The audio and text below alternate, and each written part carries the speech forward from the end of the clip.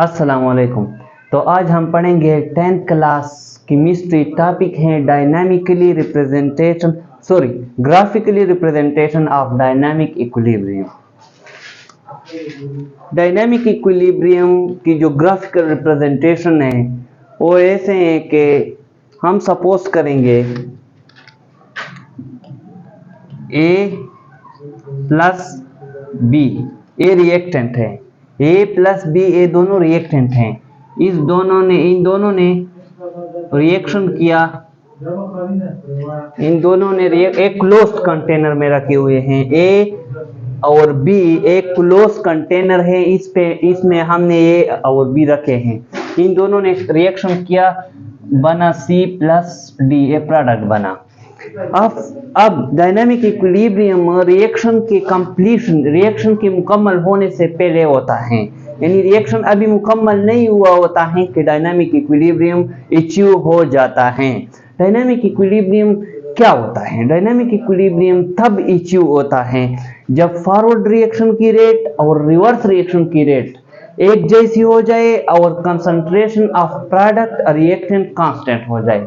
एक dynamic equilibrium achieve हो जाता है। अब हम इसकी ग्राफिकल रिप्रेजेंटेशन करेंगे। पहले हम ए और बी को, ये जो रिएक्टेंट है इसको हमने क्लोज कंटेनर में रख दिया। ये गैसेस हैं, ए भी गैस है, ये भी गैस है और ये दोनों भी गैस हैं। इस ए और बी को मैंने क्लोज कंटेनर में रख दिया। पहले ए और बी की कंसंट्रेशन जो है ये ज्यादा है और सी और डी की कंसंट्रेशन 0 है। जब ए और बी की कंसंट्रेशन ज्यादा है, जैसे ही फॉरवर्ड रिएक्शन शुरू होगा, यानी ए और बी रिएक्शन करके सी प्लस डी बनाएंगे, जैसे ही फॉरवर्ड रिएक्शन शुरू होगा तो ए और बी की कंसंट्रेशन कम होती जाएगी और बरअक्स सी और डी की कंसंट्रेशन ज्यादा होती जाएगी। जब ए और बी की कंसंट्रेशन कम होती जाएगी तो फॉरवर्ड रिएक्शन की रेट भी कम होती जाएगी। फॉरवर्ड रिएक्शन की रेट भी कम होती जाएगी क्योंकि ए और बी जो रिएक्टेंट हैं इसकी कंसंट्रेशन कम होती जाएगी और इस तरफ सी और डी की कंसंट्रेशन यानी प्रोडक्ट की कंसंट्रेशन ज्यादा होती जाएगी, ए और बी की कम होती जाएगी। अलबत्ता फॉरवर्ड रिएक्शन की रेट कम होती जाएगी, रिवर्स रिएक्शन की रेट ज्यादा होती जाएगी। ऐसा स्टेज आएगा कि फॉरवर्ड रिएक्शन की रेट और रिवर्स रिएक्शन की रेट एक जैसी हो जाएगी और जब फॉरवर्ड रिएक्शन की रेट और रिवर्स रिएक्शन की रेट एक जैसी हो जाए तो कंसंट्रेशन ऑफ रिएक्टेंट की मिकदार और प्रोडक्ट की मिकदार कांस्टेंट हो जाती है, यानी फॉरवर्ड रिएक्शन की रेट और रिवर्स रिएक्शन की रेट इक्वल हो जाएगी और जब ये दोनों रेट इक्वल हो जाए तो कंसंट्रेशन ऑफ प्रोडक्ट और रिएक्टेंट कांस्टेंट हो जाते हैं, यानी चेंज नहीं होते। तब डायनामिक इक्विलिब्रियम अचीव हो जाता है। ठीक है, डायनामिक इक्विलिब्रियम तब अचीव हो जाता है। अब मैं आपको इसकी ग्राफिकली रिप्रेजेंटेशन बताऊंगा कि इसकी ग्राफिकली रिप्रेजेंटेशन हम कैसे करते हैं। ग्राफिकली रिप्रेजेंटेशन हम डायनामिक इक्विलिब्रियम की करते हैं। ए वाई एक्सिस पर मैंने रेट ऑफ रिएक्शन को ले लिया और एक्स एक्सिस जो है इस पर मैंने टाइम को ले लिया।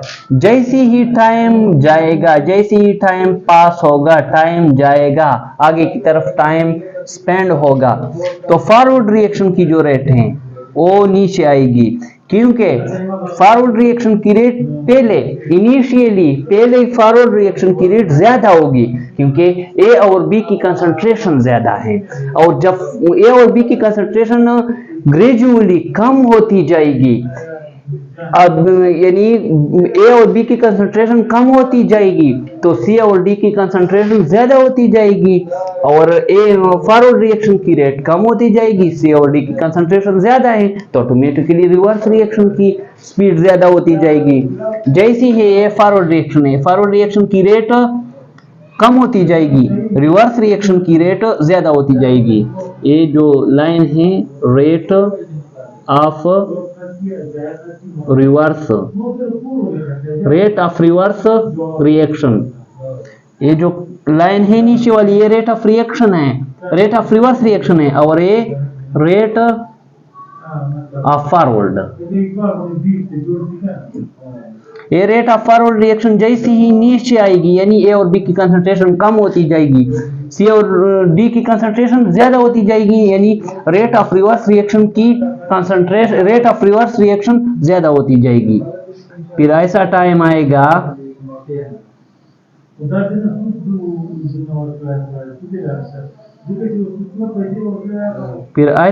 आएगा कि जो फॉरवर्ड रिएक्शन की रेट है और रिवर्स रिएक्शन की रेट है ये इक्वल हो जाएंगे, ये इक्वल हो जाएंगे। तो यहाँ इक्विलिब्रियम अचीव हो जाएगा, इक्विलिब्रियम बन जाएगा।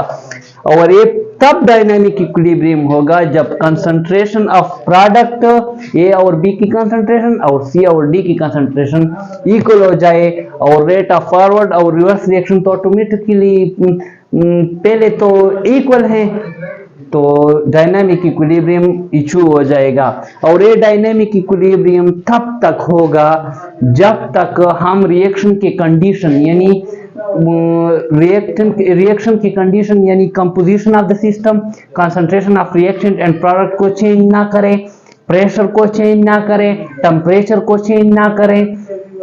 जब हम इन कंडीशन को चेंज ना करें तब तक ये डायनामिक इक्विलिब्रियम अचीव रहेगा। इंशाल्लाह उम्मीद है आपको समझ आई होगी। Thank you.